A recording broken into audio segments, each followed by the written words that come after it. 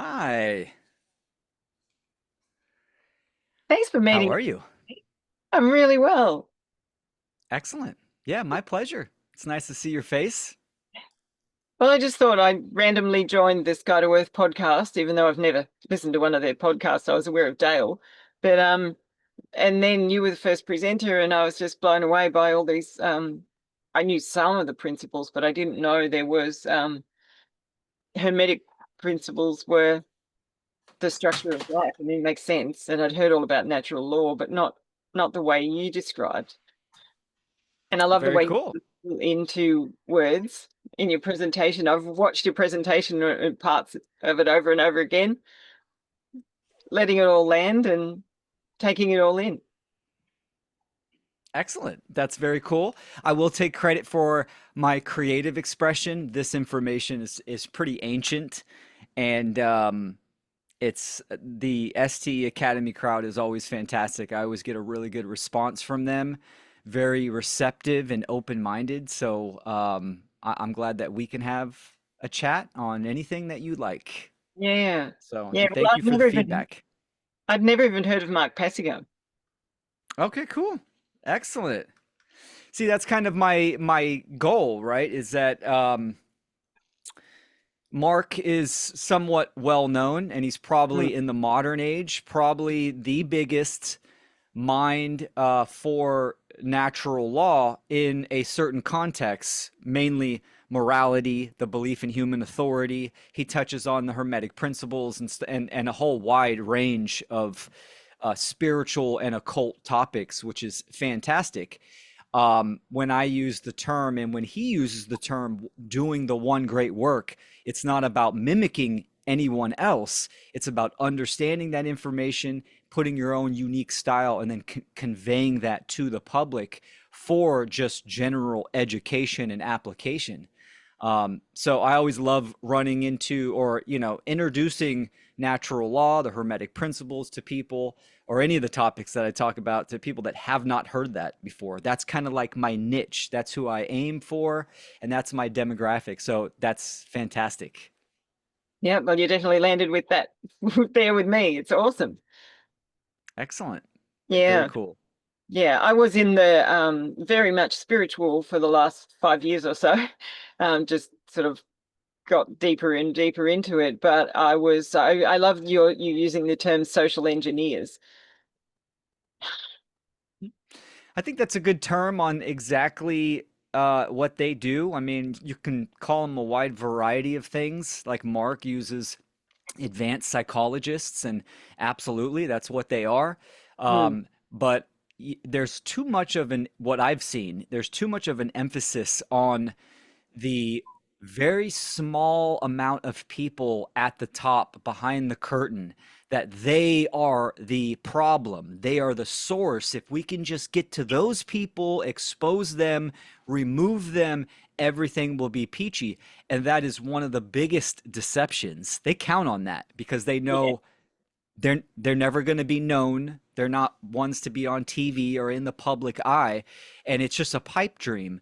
And all that really does is it's an abdication of where the cause of manifestation, the societal conditions where that lies, and that is in the strongest field of energy, which is the public themselves, Hmm. right? We hear that, we the people, all these type of terms. Yes, they are true because it is the aggregate. So that energy is the most powerful. The question comes in, what is the mind of the average individual that makes up the collective? So, yep, social engineers, it's great because they are just, they have these goals and they are engineering people to take certain actions, to follow certain orders, to behave a certain way, to think and behave a certain way. And the spiritual communities, there's so they some things it's great to know and apply, but they're so off the mark, and that's a shame. And that's kind of part of my goal is to try to bring that spirituality down to practicality and reality, right? It needs to be Yeah. grounded in what we are experiencing, and we can use it. and the whole kind of, new earth movement. Yeah, I like that. But their diagnosis and their solution on how that is going to be accomplished is way off. And because you can't know a solution if you don't have a correct diagnosis of the problem. So all of these growing pains into the new earth, it's just business as usual for the social engineers. This is Mm, all going to exactly how they kind of pull the strings. So it's a yeah. very fascinating topic. And it's kind of like the spiritual people are like, oh, they've gone down and it's all going to change, but they're focusing on that and not on themselves and not on the principles. And that's what the Sky to Earth podcast kind of woke up in me, was just like the fake spirituality, that there's the us and them sort of thing, the normies, NPCs, whatever, and that we were, or we, if we just raise our vibration. So it's all Hmm. that I've just stepped out of and gone, wow. So this whole new For world has sure. opened up. That's awesome. Yeah. What's your timeline? Like, how fresh are you within the last year, months of kind of coming in, having this new awareness and this new realization? Oh, yeah, probably just in the last couple of months. Oh, awesome. Mm, Very cool. Very cool. I mean, this is what we are as human beings. Y- sure, we could talk about human nature as program being programmable, the programmability, absolutely, at its core, that's what we are, but we are also creators. And to create something has no limits. We can create whatever we want, but in order to create whatever we want or what we say we want, we also have to have that strong um, attribute of learning and teaching. So mm, this is, I mean, that's kind of the basis of the scientific method and the trivium method of truth discovery. It's you are learning, and then the key component, you learn, you process, you understand, and then that key component where this is what the one great work is to express and to mm, teach. And when you do that, when you communicate to the public and you put yourself out there, right? And that comes with the whole, a lot of insecurities and all in a new growth process, etc. But when you put that information out, it now creates new grammar for other people to learn, process, understand, and then put out their conclusion, their rhetoric, their understanding, through expression. And it's just this beautiful spiral of learning and teaching and growing and creating, and that's kind of the human way, is how I yeah. like to call it. And that's why when you said you wanted to record this and put this out on your channel, I'm like, yes, that's Why awesome. That's not? great that you do that. And a Why lot of not? people won't necessarily get some of the things we're talking about. And I'm starting it, or I have a business that I'm doing intuitive card readings and coaching. And a lot of those people that are coming to me probably won't understand any of this, but I do have a lot of spiritual friends that are focusing on love and light and not quite, and creation, but not as deep as I've now found with all of this learning through the last few months. That's beautiful. Um, Fantastic. my coach has been doing coaching for 25 years and various other things, so energy work. And so I've been working with her since the end of January. And we're just doing more and more and more different timeline work and all sorts of stuff. But a lot of it is a neuro linguistic programming. Mm-hmm. And so it's a bit in alignment with what you're doing. What I watched you do in this in your presentation, she calls it meaning making, because our perception of a word can be totally different. And that's where I watched you, and you get into a word and you're trying to use several others to define what the actual word is, because we can all make a different meaning out of the same word. Yes, great observation. I've embraced that. When I first started kind of going public, I kind of did that naturally and it grew, and people were pointing that out. Like, I like how you do this. And I said, oh, okay. And being a language junkie and a word junkie, I agree with you 100% because we could use statements or words all we want. What really matters is the meaning itself. So even Mm. a phrase like love and light, okay, that's great. It sounds catchy and all, but what does that mean?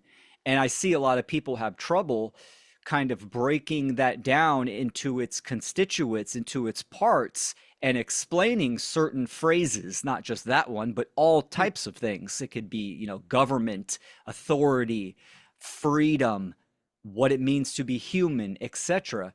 And that's where the gold is, in my opinion.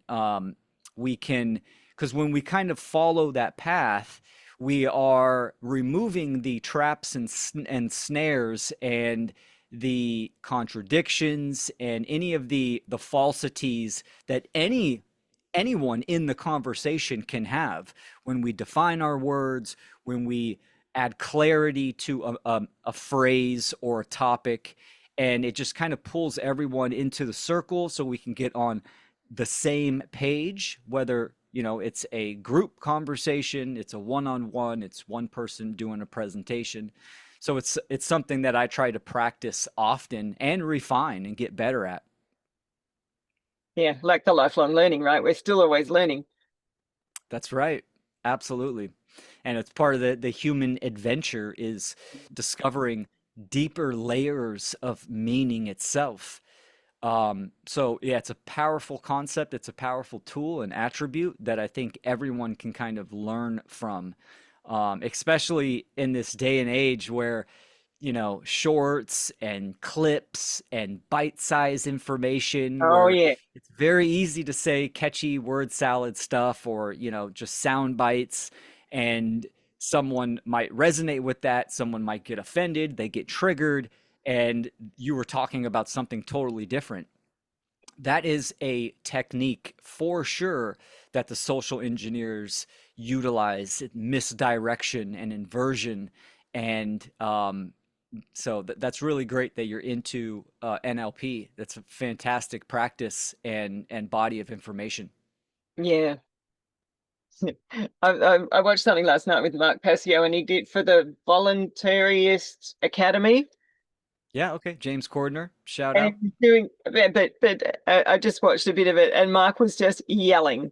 He was just, he was finished, and he was just like screaming. It was quite hilarious. And I get his message anyway, but I thought that's really probably not going to help.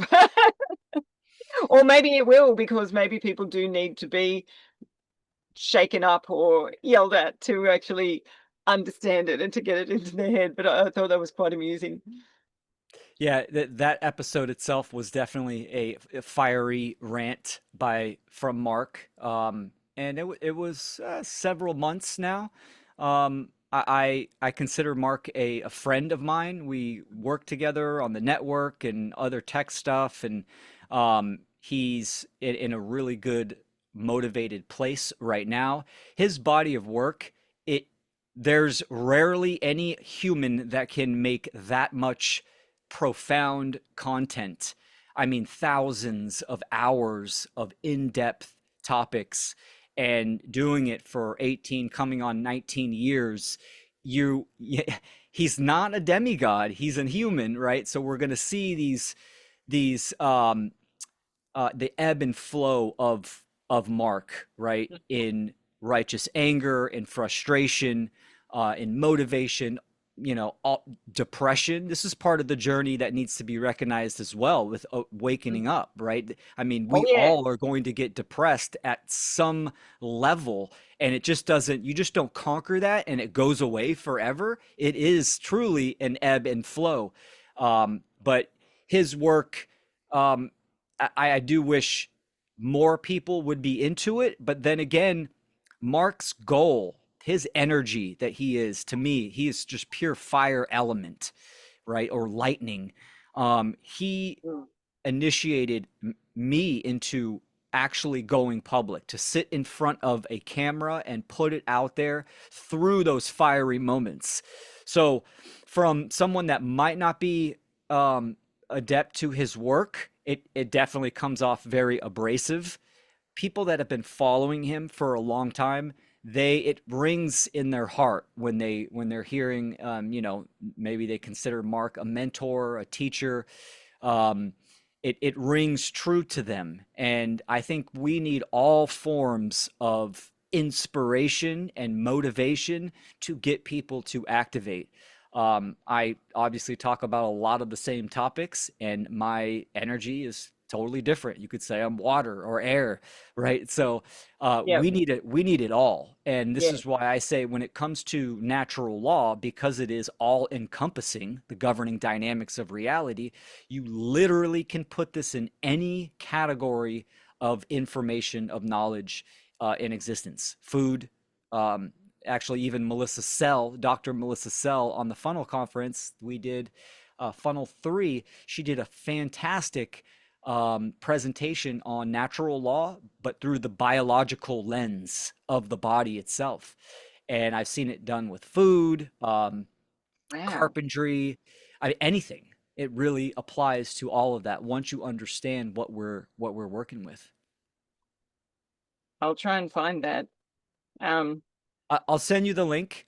I'll, I'm a co-creator of the Funnel Conference, which yeah, is Freedom Under Natural Law, I've and seen your webpage and I haven't, I've got your webpage on one of my browsers open, but I haven't looked into cool, any of the, the videos, but it looks really exciting.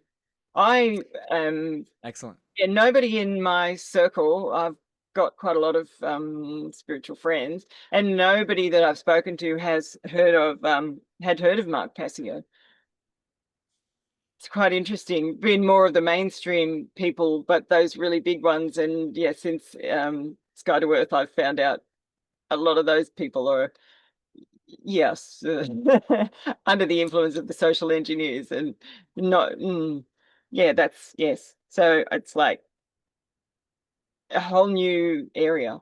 And I also want to have a big impact through my work of coaching. And I feel that I've got a lot to say. I notice things, businesses going bust and things just going around like that, and sort of making people aware. It's hard to know where to start, but that the Yes, government is actually not your friend and not working for you and should be working for you. for So sure. yeah, I'm not sure where it's all going to come out, but people Well, get that's quite challenged. yeah, absolutely. I You mean, as challenge far people's as beliefs and they can just walk away. You can lose friends, and as you would know. oh yeah, absolutely. Yeah, family members, friends, relationships can Mm, all be tested coming into a different perspective, a higher awareness, a more expanded awareness, and then kind of acting within that new profound knowledge, whatever that knowledge may be. It changes you, right? So when people, that's when they're tested the most, is when it comes down to change, mm, because you yourself are going through a change, and then people around you are going to experience that change through you just by osmosis. And of course your very being can trigger people, and it can be brutal at times, for sure. I think yeah, authenticity is extremely powerful. It needs to be fully understood and embraced. And that means authenticity is all encompassing as well: ups, downs, successes, failures, all of that. It's just being present in who you are and understanding that you are on this journey, and then kind of having a a fuck it attitude, just like fuck it. yep, I'm gonna do it. I'm gonna get on yep, camera and I'm gonna speak my mind. There's so many people um, that can resonate with whatever yeah, you say. And I think that's where kind of we need to go for. Those people are going to resonate, they're going to hear you, then they're going to continue to listen, they're going to interact. And the people that are getting triggered, maybe someone else can talk to them. yeah, But definitely. there's many ways. It's parhesia, which is like charisma mixed in with tactics of communication. And it's a really good avenue to kind of explore So, it's like you trigger. I mean, you're a coach, you understand. It's like someone gets triggered. That's not Mm. like the last time you will talk to them. You can kind of Yeah. pursue a different angle. You can pursue that trigger and talk to people. Um, Knowing your demographic or who you are talking to is very important. I like to kind of keep uh, a versatile um, a range of topics and styles of communication. So I can ask a few questions and kind of read the room or, get an intuitive feeling on someone on where they're at and then kind of follow that with questions and use the Socratic method and all that good stuff. So there's definitely there's pathways for sure and Mm. methods. Mm. I'm very much about change. I've changed my life completely quite a few times. I'm a manifesting generator in human design, if you're aware of Mm, human design. And yes. I have well, it's a bigger following than I've ever had before on Instagram. I changed my life in that I live in a van now and could never see that happening. And I travel around Australia. Well, I'm only just getting started. So I live a very different lifestyle to a lot of people. So, and I feel that, yeah, it's a different life not having power and toilets and showers and Sure. being in a 7 meter long space. I don't know what that is, how many feet that is in your language, but it's not a very big space. So I get yeah, I tend to share a lot of my life and my ups and downs, and I do share if I'm not having a good day or something, and I swear, not so much on social media, but I have a very foul mouth. And sometimes Yeah. I don't give a fuck Me what too. anybody thinks about me. And I don't say that, but I do. I say I don't care what anyone thinks about me because I don't, because I'm secure within myself. But the person I was when I first started doing deep inner work in 2020 or a bit before that, like people want me to still be that person. And I'm not even the same person I was yesterday. For sure. Absolutely. I can completely relate to that as well. And that's beautiful that you are, embracing the new you and, not taking any kind of, not backing down. I think that's Yeah. great.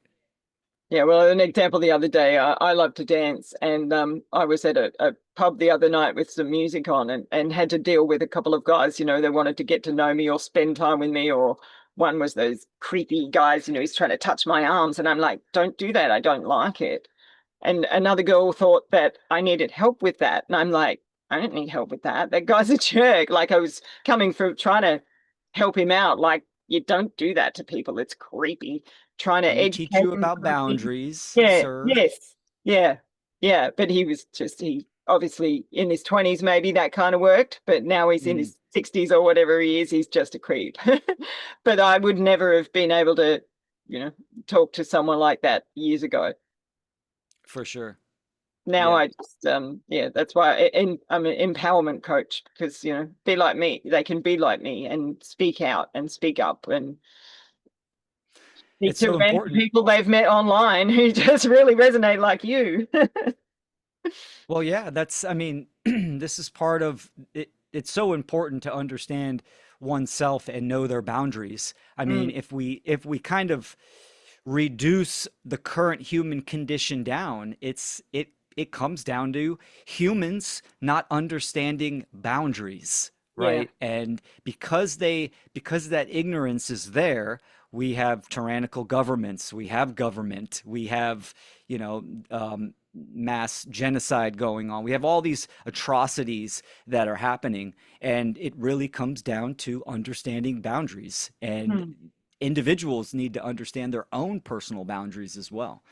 Yeah. So that's all part of sovereignty and kind of, being a human, and accountability and responsibility, which I'm all for radical responsibility. Yeah. Um, so that's great. Yeah. And how did you get into this? I know you've done a lot of study from ancient practice, ancient texts and things, and I'm really like that because I'm not very much of a reader. I'm more of a learning online or and from other people who've already done all that study, and then I get the benefits like with you at the end. I don't have to learn all that other stuff. But For you went sure. into that and you were doing, I forget what I heard the other day. As a kid, as a young adult, you were doing like war games or something like that. Not that, but something a bit similar like that. You were doing some kind of, what did you do? Um, well, I was in the music industry Right. in my youth, from 18 to 30. Mm-hmm. So a good portion of my life. I'm 44 now. Um, Really, the transformation happened coming out of drug addiction Oh, right. and becoming a father. Now, there were obviously precursors. I personally think these precursors, or what I call them, kind of get passed down through our lifetimes, right? They Mm-hmm. come into our next incarnation, Yep. and they could be just small attributes, or they can be huge, talented attributes, like a 4-year old, just a incredible incredible on the piano or something, right? These attributes Mhm. kind of they transfer to our next life. Yep. Mine were I was very into nature, and that was a huge influence growing up on a ranch. Oh, there you go. Yep. Here's to that. Very good. We could talk about that later too. Um, but so having an affinity with nature, but also having that affinity with the mystery of nature. So I was really into, even as a very young kid, into kind of the fantasy, the mystical, Mm. um, and yeah. So just having that affinity. So even reading ancient texts when I was a in the music industry and in a rapper, I was still kind of following that information. But the huge catalyst was coming out of my self-induced drug addiction and becoming a father. That's when my whole awareness just flipped, did a 180 on its head, and that ultimately was taking accountability and responsibility for myself. But that process of self-discovery on why I was in that situation, what made me tick, what was my psychology. And Mhm. then from there, that led me into many the occult, so the mystery traditions, that body of information, which led me to many great, giant, mentors of, researchers. And like we mentioned, Mark Passio was absolutely a catalyst in his own right, to take that information and apply it to the world to really figure out what is kind of going on and our ancient past and all of that kind of stuff. Um, so yeah, so that's where Fantasy, kind of right, that what you were talking about. Yeah. yeah, I Yeah. think growing up on a ranch was probably the biggest influence because I wasn't fully hooked into culture. Mm. You Um, weren't in the city. Exactly. I wasn't in a city. It was right offside of a kind of a suburb, and my parents were very nature orientated. So just having that connection, that Mm. relationship with nature, uh, as a very young kid, I understood that nature is the authority, right? So public school, government, all of these kind of fictitious systems that humans create, it seemed almost um, childish and kind of funny to me. Like I didn't take them serious because of this kind of this confusion that humans had with nature and where real authority lies. But it wasn't until I got into my 30s where all of that intuitive um, gnosis was defined and put into words where I can explain what I have been feeling my whole life and what it and the meaning behind it. So yeah. And then the Mm. last 7 years is that's when I've been public with kind of putting together content and presentations and considering myself, an educator in some form or fashion. Um, so yeah. Yeah, you do it well. You said you in the circle in the group that we did, you had a consciousness presentation. And I was going to ask you how do I find that? Because that one sounded quite interesting for me. So I'm Yeah, always it's expand my consciousness. excellent. Yeah, it's a great one. I really just tried to dissect what consciousness is. Mhm. Is that on And your YouTube channel? it is on my YouTube channel in my playlist titled Presentations, Yeah, and it's simply titled Consciousness. right. And you can also get to all my presentations at my website willkeller.com. Mhm. But yeah, it's a really good presentation, and I'll just let you watch it. But I Yeah. dive into a lot of esoteric correlations as well, levels and layers and dimensions of consciousness as well. So going into the celestial, the animal, the plant, the mineral, the elemental layers of consciousness. But like, what does that mean, right? What is Mhm. that really? We use this word consciousness, but what is it? So Yeah. I take my whole motto of simplify the profound Mhm. into everything that I do. Yeah, I awesome. try to. Mm. And I've been on, you're talking about the elements and the earth, and I've been on energetic journeys with my coach into deep down into the earth and all over the place. So a lot of what you're talking about, I've kind of done on an energy level or a consciousness level, and I've gone up into the realms and reach up high enough, and yeah, but in a I guess yeah, you explain how that works, whereas I've experienced it. And try want to take other people there too. For sure. That's Pretty yeah, that's interesting stuff. fantastic.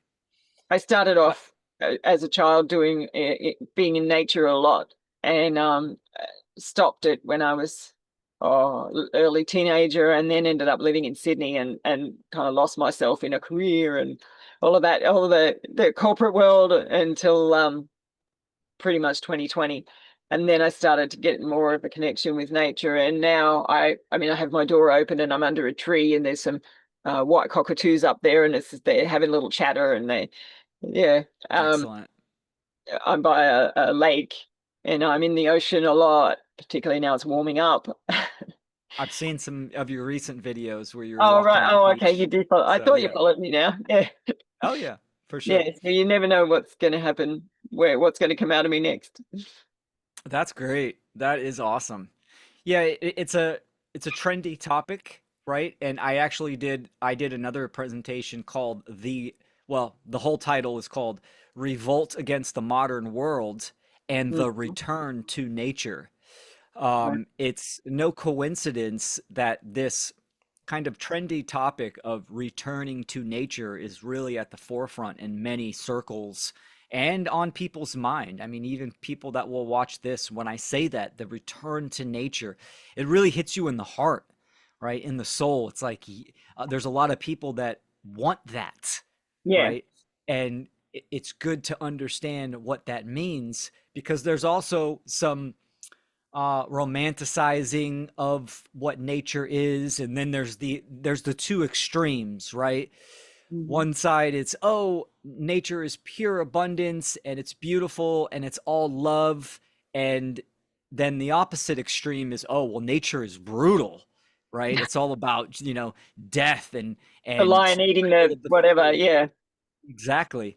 Yeah. And those are the two extremes of Same these thing. Which, polarization, yeah. when in Yeah. reality, nature is all that. Yeah. Nature is all of it. Yeah. So it's the whole gambit. I So was it's in a all different about our own location. relationship with it. Yeah. I was in a different location this morning up by a beach, about an hour away, more out of the city than I am now.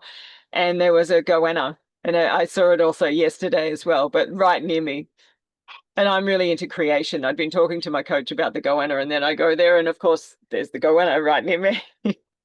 That's awesome. Very much into creation. And I have you heard of Cliff High?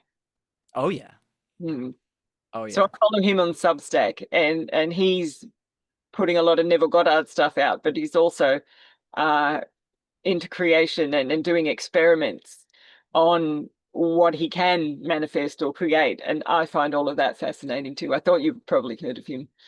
Yeah, I've been I actually follow him on Substack as well, but Uh, time is so limited. I can't say that I'm up to date with what he's been doing, but I've been listening to Cliff High, years and years, yeah. and I think he's a fantastic soul. I've seen him just touch on so many topics. You want to talk about someone that's versatile. He really can go in all different types of angles and levels, and I Mm. really appreciate that. So yeah, Cliff High is fantastic.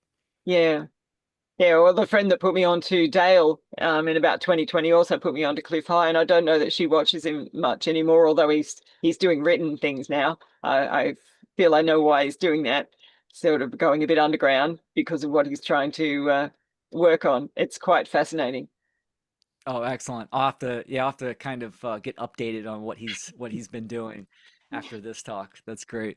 Yeah, he went right back to his story about, his near-death experience and how he created, he was having the love of his life. That's why he came back. So him and Heidi, and now they're working together with their consciousness Oh, on cool. creation. It's quite, yeah, quite powerful. Beautiful. Fantastic. Yeah. Yeah, I recently had a interview with Matt Presti, which Hmm. was also on the ST Academy, the conference Yeah, just he was, recently. yep, he was interesting. Yeah. Oh yeah, he's fantastic, and I'm a Mm. huge fan of Walter Russell as well.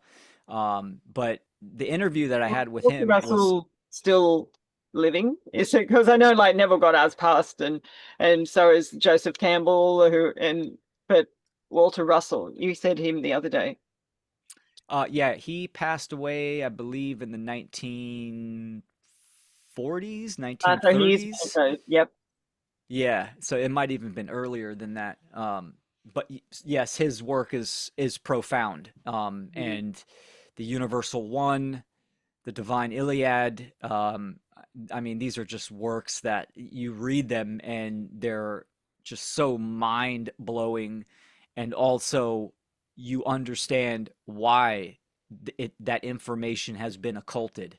I mean, there's so many great minds out there, um, that they should be. You would think they would be teaching in school, or more people would know about that, but obviously we talked about social engineering, and Yeah. keeping everyone at a certain contained awareness is part of their agenda. And limiting So this kind of conversation and their kind of work is not that easy to find. correct. Yep. Mm. Unless You got it. you go into iBooks. I've got some books on my phone, my iPhone, and I looked up. I think you must have one of the one that I messaged you the other day that the interview that you did that I just with that I can't remember who the woman was and you said some books at the end because she was having all these aha moments going, wow.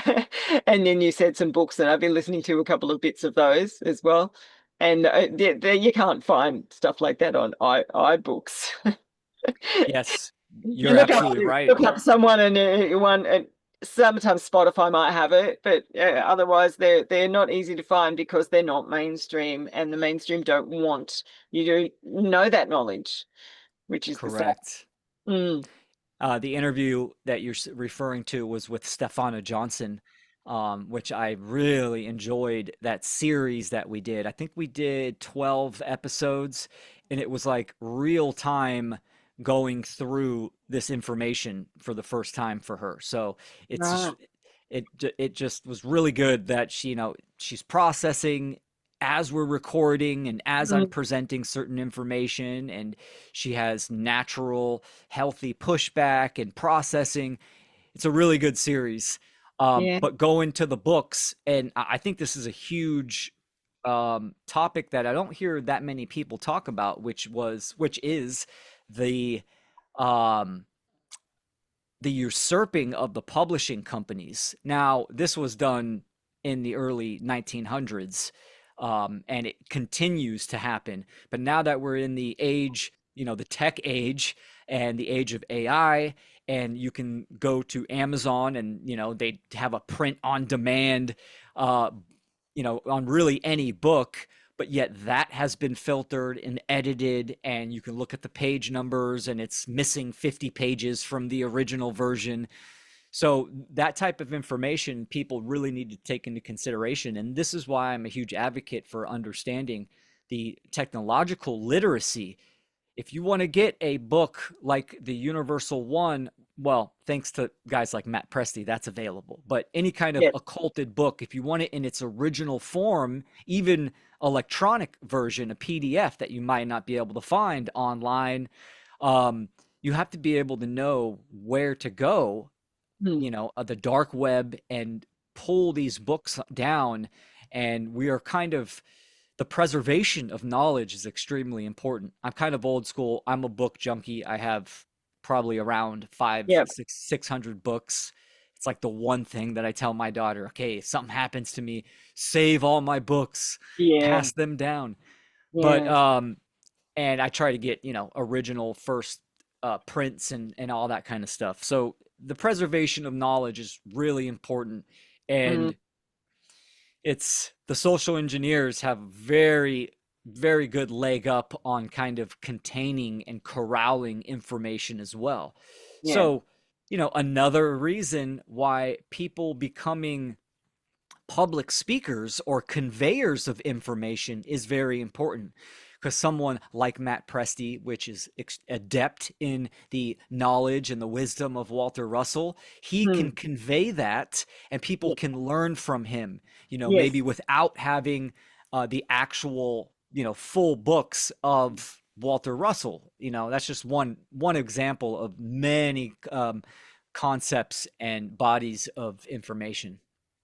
That's where I heard of Walter Russell. Yeah, I've remembered now. I haven't gone through all the, I want to rewatch the all of the presentations that we had, but I was still just been doing yours because I was looking Cool. at the patterns in nature, and the patterns in nature was one that was not quite, because I mean, unless you're talking about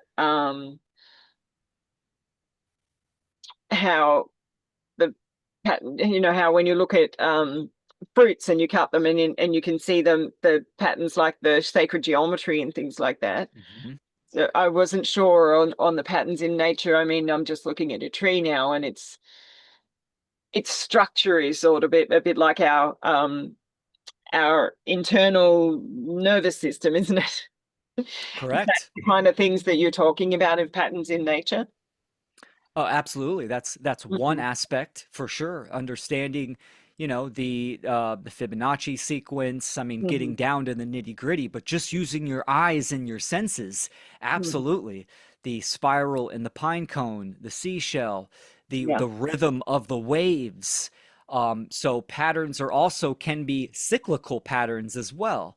So that's astrology. That's the cycles of the seasons. It's the Mhm. cycles of the moon. So it's recognizing that there are patterns in nature and they take many forms, and they manifest in many ways. Of course, being humans, we have patterns as well. So we have Mhm. patterns in our habits, in our thoughts, in our emotions, in our actions, all of this kind of stuff. But the correlations and the correspondences of the patterns, like you mentioned, right? The branches and the roots symbolizing the nervous system of the body, the ocean being the lymphatic system, mountains being, almost the bones, the ley lines in the earth, right, can Yeah. be the energetic meridians in the body, etc. Mm. All of this kind of stuff. Mm. The universe, the galaxy as the eye, the iris.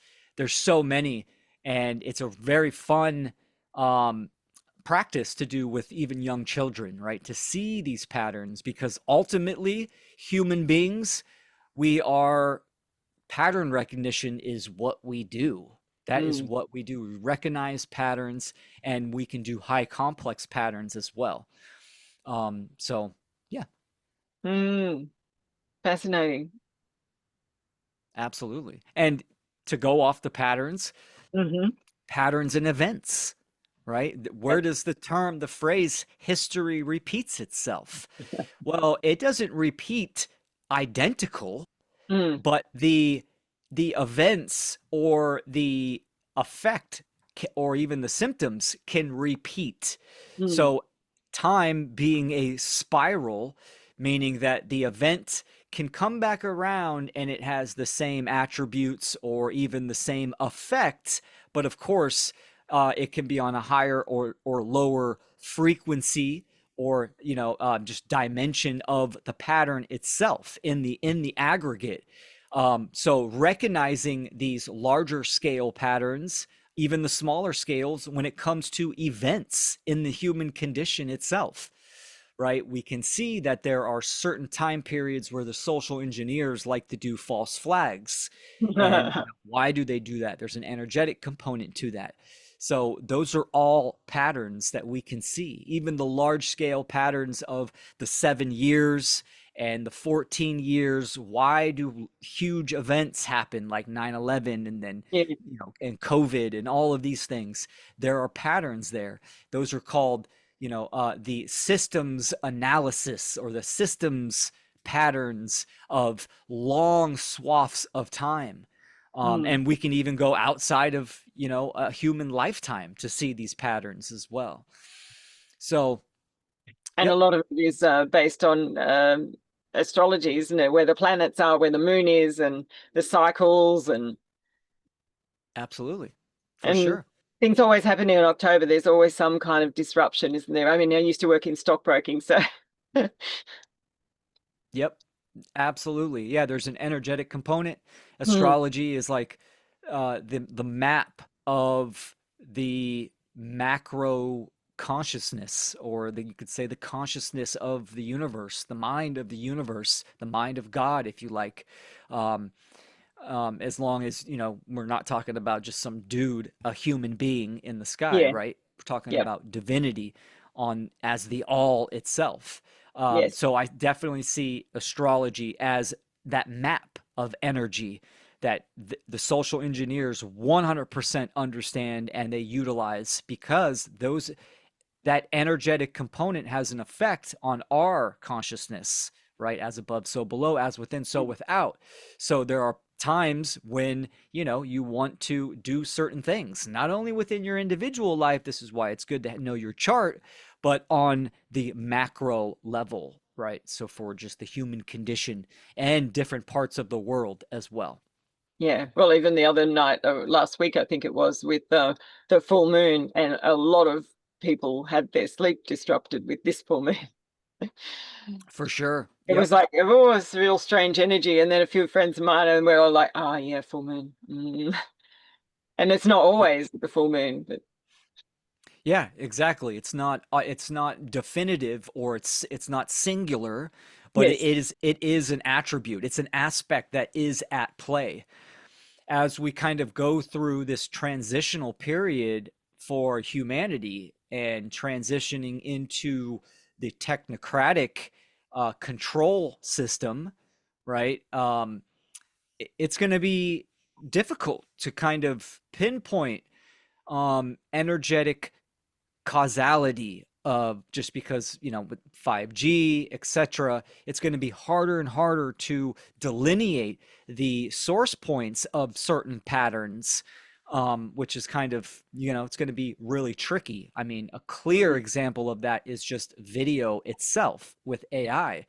Sure, Yeah, it's not 100%, but within the next 5 years, anything that you watch online, you will not be able to tell if that was AI or if it was a real video. Sure, there's metadata. You can run it through, um, programs to kind of find any kind of parameters with that or identifying factors. But for the average person, I mean, it's all yeah, about the control of perception, and that's going to be a huge one. It already is. I see people sharing posts. Wow, this is crazy. Can't believe this happened.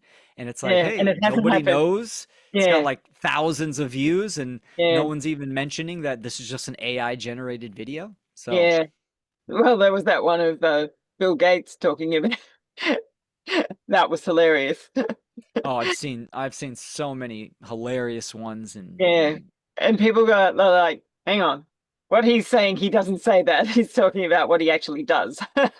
yep, It was hilarious, but it was so realistic, and that's the freaky thing. that's right. Yep, that's the game right there. It's all about the artificial and the Mhm. natural. Yeah. Um, Yeah. That's I'm and going in the and outback. yeah, yeah, for sure. Even artificial itself, art is Mm, in artificial. So mm, when something is artificial, that means it is man-made, mm, human created. But the context and what it is very important because yes, we can make something artificial that's still in harmony with natural law, mm, and that can be useful, or it can be something artificial that's fully synthetic, like some type of chemical or something that can be harmful. So I mm. think the context is extremely important as well. Yeah. Context is always important. For sure, yeah, that's like we were talking about the meaning of something. Mm, uh, it's really important, and it's going to be interesting in the next few years. I mean, right here in the US, like the government's been shut down for 14 days. It's like, and people don't understand there's a pattern in itself. Like the government mm. shuts down frequently, like Yeah. many, Yeah. many Happened a times lot, in hasn't my it? lifetimes. But How what does many? that actually mean? Many times in my Many. lifetime. Yeah. Yeah. Yes. But it just means no one's getting paid as well, doesn't it? Like a worker's still going to work and they're not getting paid because they're trusting they'll get paid. Well, I think, yeah, even federal agents aren't going to work, but I Oh, they're mean, not. Mm, I could be wrong on that. I'm not sure. I mean, the mail's coming, and there's mm, certain, the courts are open, I think. So it depends. It's just all a game. yeah, very much It's so. all a game, and it's intended is to reinforce that left-right paradigm, Mm, right? Oh, the government shut down, so yeah, social security checks are going to be late, disability checks might be late, or you might not get paid on time, and it's all because of the left or the right. So it's just a huge blame game, and it's just to reinforce that egoic identification for the populace to mm. identify with one side. Yeah, Um, and create more and more division, like how they've correct. white and black or Arabs and have been made to be awful people, and it's like we're all just humanity, we're all the same. We all have blood, we all have cells, like, but a lot of people have in their minds a hate for because they're terrorists or whatever, and they're like, it's not true. There's shitty people everywhere, and there's wonderful people everywhere. That's right. Yeah, That's you right. have enough consciousness and enough gotten rid of enough trauma and baggage in your life, and you attract wonderful people like you and I chatting together. Exactly. Like-minded people. That's People like right. me, think that am I ever afraid living in a van? Because I mean, I'm not afraid at all because I don't attract bad things. I don't believe that anything bad's going to happen to me, and it doesn't. I mean, my engine stops off sometimes, and but I don't break Yeah, down in the middle of nowhere. It always happens it happened in a town. It just you create your absolutely. reality. That's They've right. got a Well, little magpie out there now, a little black and white birds, and he's just quietly chattering away. It's just so lovely. oh, He's that's cute. on the grass, chattering away. That's great. That's great. Yeah, where I live, it's kind of backed up on a private street, and there's a huge vineyard in the back and on the side. So and there's wild chickens that have been here even before I moved here. So they're always making noise outside. And actually, one of them is a member of my family and comes in at night. So Oh, she's in nice. her spot. Yeah, I just let her in before I hopped on. Um, Oh. but yeah, Chickens are wonderful, aren't they? They what's they sort that? of like to be picked up and they like to be cuddled and Oh yeah, and this one I rescued right when she hatched. Excuse me, her mother and the other chicks left. She was a couple days later when she hatched. So I rescued her. It was actually about a year ago to this month, and she imprinted on me. So I was dad, and she just stayed on my shoulder on interviews and was constantly on my lap. And so yeah, so now that she's grown, she goes out in the day and she does her thing, and then right around 6:30 to 7, she kind of crows on the porch. I let her in. She goes right to her spot and goes to bed. Oh So no. yeah, it's cute. It's very cute. I Yeah, I don't love have. animals. I've had an infinity with animals. Of course, being raised on a ranch with many types of animals, but Mhm. they're magical beings. They are, aren't they? Yeah. Yeah, it's like me with the goanna and particularly birds, and I have an awareness that in past lives I've been a bird. And some people freak out at that. And some people freak out at past lives, but I've got memories of past lives and or parallel lives. And Oh yeah, yeah, excellent, something excellent, that Cliff High says about past lives is interesting too. Quite fascinating. for sure. Mm, Regression. yeah. Yeah, well, it makes I mean logical sense that if we have source, right? So we derive from a source that gives life to everything.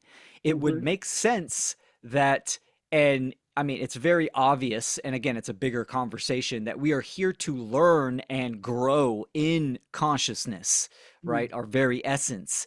So it makes logical sense that we would actually, I almost visualize it as a like a spiral staircase. We would climb these these levels of consciousness. So, Hmm. starting at its base level, working all the way up from, mineral, elemental, mineral, plant, animal, human, then go celestial, and all, everything in between. And Yeah.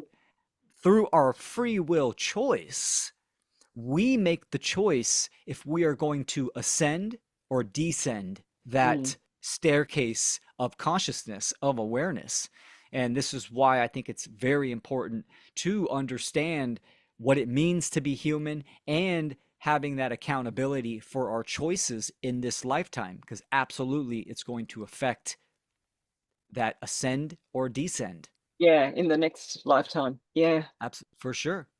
That makes perfect sense to me as far as a logical progression of Mm. learning, Mm. right? I mean, even the growth process as a human being, we are born, we start as babies, and then we Yeah. we grow, and and then we get older, and then we die. So everything kind of has this progression of a starting point and then a gradient of learning. Mm.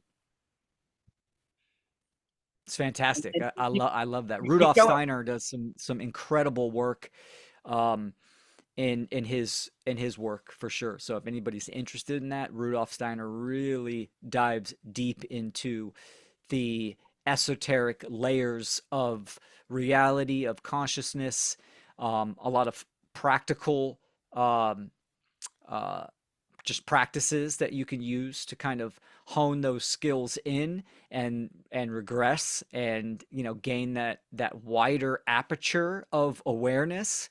Max Heindel was another one. I think he was a student of Rudolf Steiner, but he has a book called the Cosmic Conception.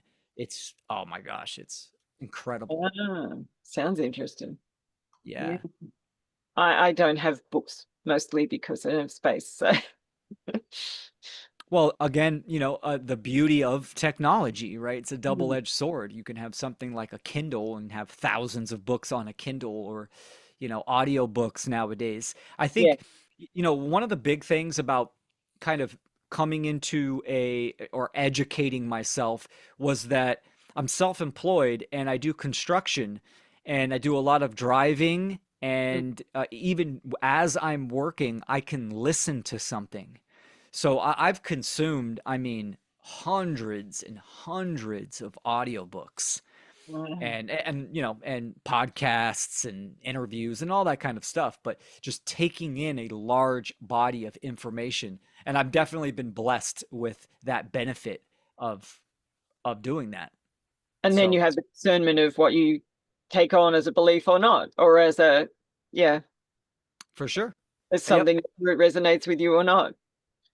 Absolutely. I love actually Madeline said something when we did that interview. She said that she likes revisiting information that she checked out in the past, and that's profound, a profound practice in itself. And Yeah. I do that from time to time. Yeah. So I'm willing to listen to really anything, and Mm. it's all components of information that I can add to the puzzle of life itself.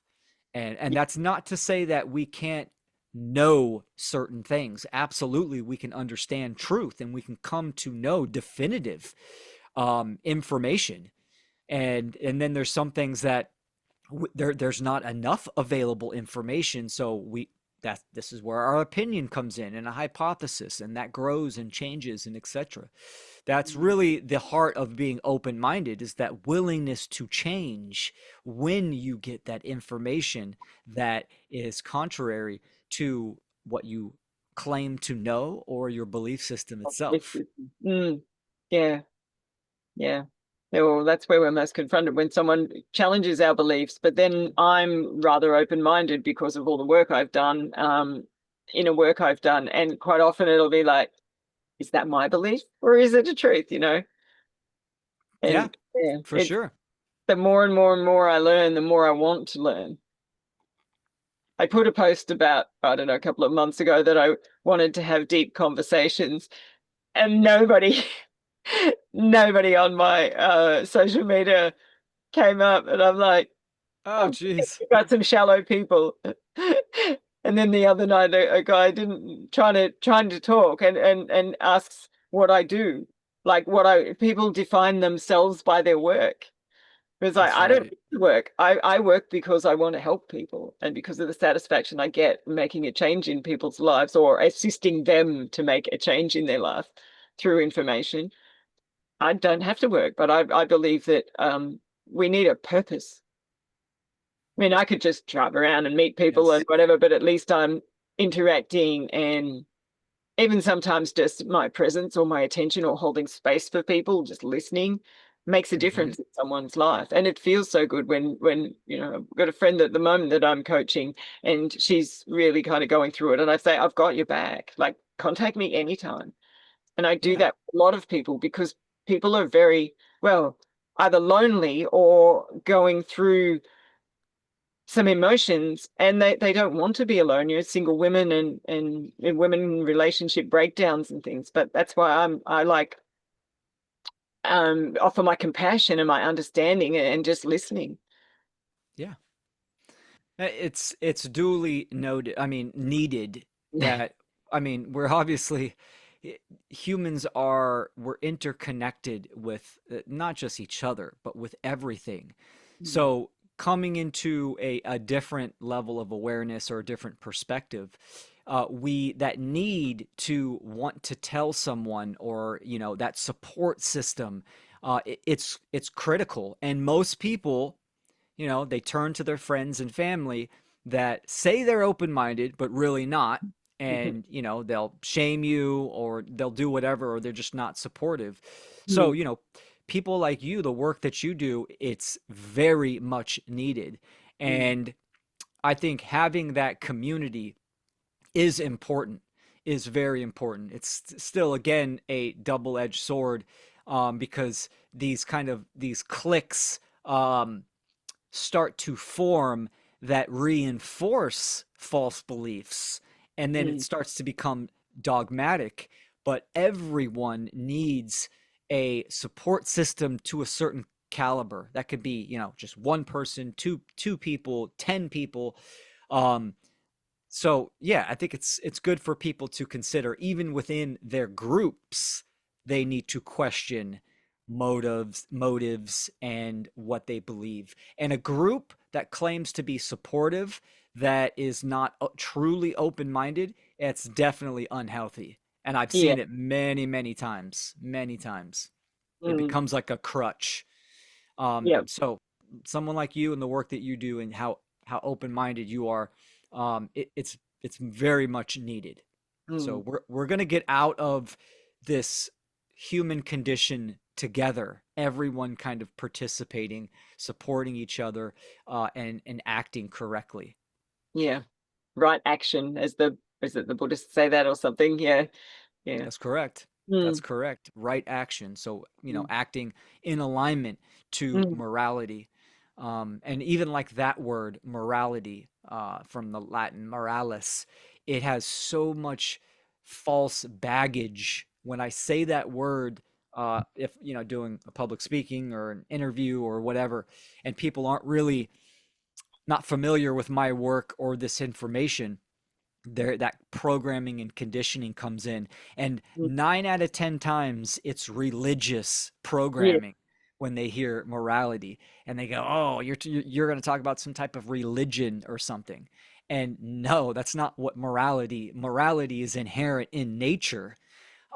It's the religions and the cults and the governments that want to be the arbiters of right action. So they Mm, are the ones that have co-opted that information and that awareness.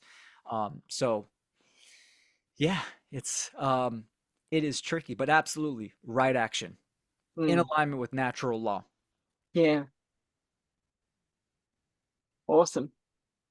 Alrighty, well, I probably should. It's probably enough for me. It's For sure. you haven't actually blown my mind or anything. It's very different to the presentation that you did, but it's like so much information. It's really good, Yeah. really lovely, lovely conversation. Oh, I thoroughly enjoyed it. Let me know if you want to do it again. And that Probably. presentation that you watched, it was um, the Hermetic Principles revealed. Mm, I'm doing an extended version, that's like 2.5 hours, and so I'm probably going to be doing that. I'm going to announce it, probably at the end of this coming week, and I'll do it in a couple weeks, probably mm, 2 weeks. But I'm looking forward to that. So, because I got a good response, and there are huge chunks that I did not put in there because of time constraints. yeah. Like, for instance, the dark side of the Hermetic principles, the inversion that Uh, most people are operating in, and I really break that down in each principle itself. So a lot more practical tools and clarifications and new information. So I'm excited about it. Well, you look at the presentation you did was maybe like an hour and a half. I'm not sure of the exact time, but your presentation went for 3 hours because of the Q&A, because of everyone wants to, ask further into it outside of the Which I presentation. love it. Yeah, and that's why I wanted to have a conversation with you. I'm just like, you're amazing, the way you describe things and go into words and all of that. I'm like, I really want to talk to Will. And Very it's cool. Anytime. wonderful. Yeah. Yeah, well, we might do it. Anytime. Yeah. Yeah, you just let me know, and I'm willing. And yeah, I appreciate your feedback, And and you were yeah. going to send me the fun number three Melissa Cell thing. Yeah, I'll send you the link Yep. with I all could find those the others. replays. Mm, And yeah, I'll send you the direct link for that yeah, that'd be presentation. great. There's Yeah, funnel 2, 3, and then we just had 4. There's just so many fantastic researchers and content creators. I highly recommend people go to the website. You can get there from willkeller.com or freedomundernaturallaw.com and go to replays. And then, there's Dr. Andrew Kaufman, Mark Passio did one. I mean, there's all kinds of people. Read the titles. Something sticks out, check it out. Yeah. Um, Really, really good presentations and information. And it's good that we can do all this online. I mean, you're in America and I'm in Australia, and we found a time that works. Exactly. And you're in yesterday.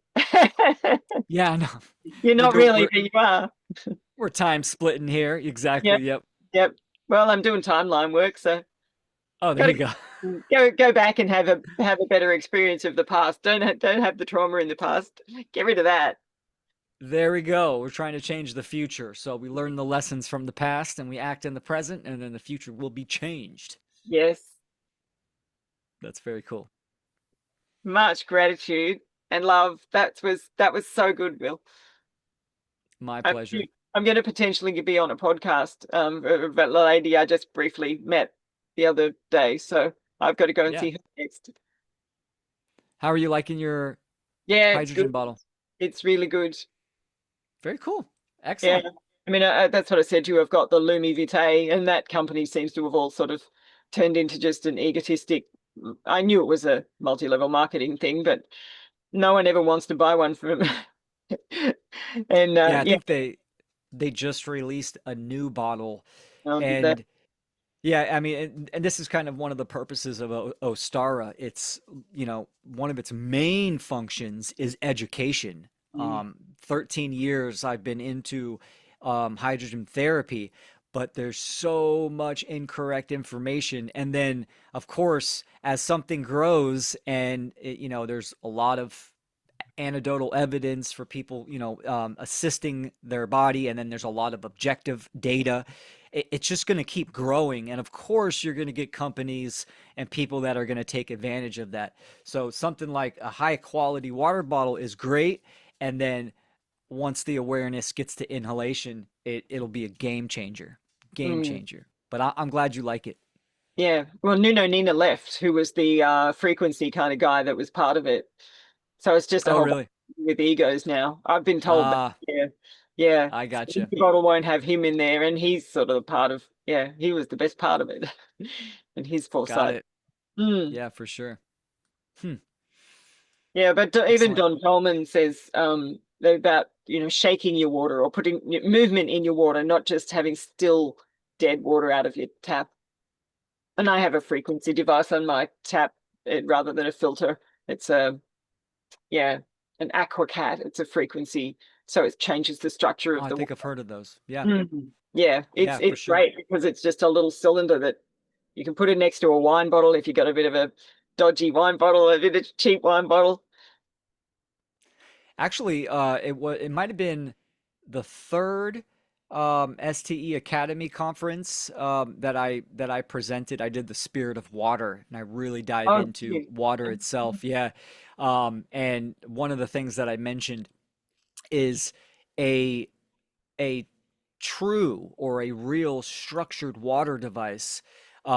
And I showed the picture and I explained how it was used. It has two blocks of neodymium magnets, which are rare earth metals, and then you wrap copper tubing around those, like 10 or 12 times quarter-inch copper tubing, and then you can hook it to just an outlet, and there's a small funnel where you could pour the water.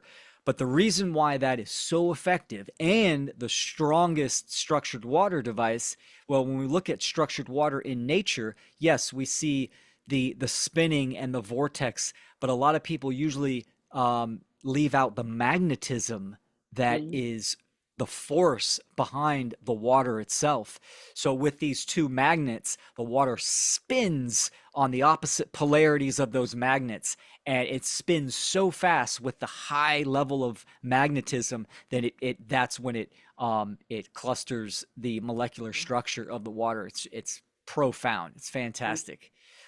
So there's a business idea for someone. I'm still waiting for someone to take that concept and Right. master it into something that's actually kind of, uh, you know, applicable, or you could use it on large volumes of water. Well, you So, can post this. I'll send it to you, and you can post it on your wherever you want, and I'll post it on my YouTube, I guess. And you would have heard of Veda Austin, then, wouldn't you? oh yeah, Yeah, yeah. absolutely. She's I doing. did a lot of references to her work on the hydroglyphs in that presentation, and I would love to have a conversation with Veda Austin.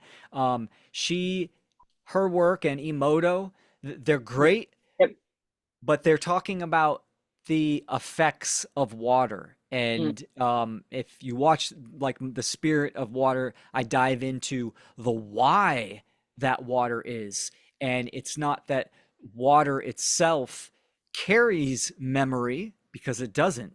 But what it mm, does is it reflects memory. It reflects information from the ether, the field of information that is all around us. That's what it does. And its cause for that is that water, the molecular harmonic geometry of water, is a diamond. Excuse me, it's a triangle. It's a mhm, perfect isosceles triangle, and it has it's perfection in its harmonic resonance, and it is a dipole antenna. Right. That's how it operates. So Wow. if we talk about and all life has water in it, so water is the bridge from the metaphysical to the physical. It's the carrier of the signal of creation, of source, of divinity. Believing in ourselves, right? I mean, we're magnetic. Is it thoughts are Correct. magnetic? Yeah, and we're full of water. Yep, absolutely. Yeah, we are dielectric, so magnetism and Mm, electricity as well. So mm, water is profound, and it is that antenna. It's that bridge of the signal from the ethers to us. mm. So all the elements I I, can I jump in love. water this afternoon too, somewhere. I'll go to the beach later. It's a lovely sunny day. Oh, that's great. That's great. Mhm. That's something I wish I could do on a daily basis, jump into a river, or I do have the delta. It's pretty close, but it's not a high flowing active body of water like the ocean or, a river or something like that. So Yeah. enjoy that. That's great. Mhm. All right. Thank you. Very cool. My All pleasure. Thank you for having me on. righty. Be in touch. Sounds good. Have a good one. You too. Bye. Bye-bye.